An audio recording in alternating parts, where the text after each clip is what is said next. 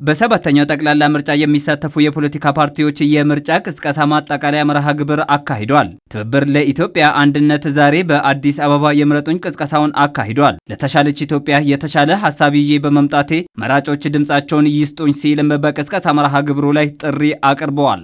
ለሚሰማን ለሚያዳምጠን ሰላማዊ ትግል የመጨረሻ አዋጭ ለሀገር ለሰላም ቀጣይነት መረጋገጫ ትልቁ መሳሪያ መሆኑን ለሚያምኑ ለሚከተሉ ሁሉ መልእክታችን የምናስተላልፈው ህዝባችን ድምጹን ለትብብር ለኢትዮጵያ አንድነት እንዲሰጥ የሚል አደረየል እና ጥሪዬን አስተላልፋለሁ። መላው የኢትዮጵያ ህዝብ እንዲያውቅልን እንፈልጋለን።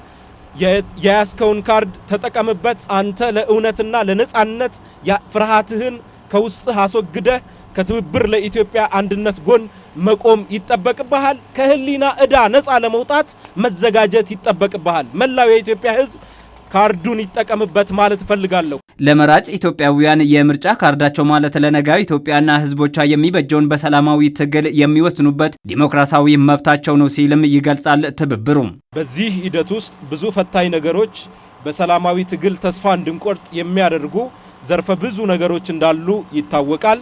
ነገር ግን የሰላማዊ ትግል የትኛውን ፈተና ስለማይቋቋመው እኛ የትብብር ለኢትዮጵያ አንድነት አመራሮች፣ አባላት፣ ደጋፊዎች በአጠቃላይ በሰላማዊ ትግላችን አጠናክረን የኢትዮጵያን ነጻነት እናረጋግጣለን። ትብብር ለኢትዮጵያ አንድነት በተለያዩ 4 ተፎካካሪ ፓርቲዎች ጥምረት የተመሰረተ ሲሆን ይህም ከሌሎች የፖለቲካ ድርጅቶች ጠንካራ እንደሚያደርገውም በቅስቀሳው መርሃ ግብሩ ላይ ጠቅሷል።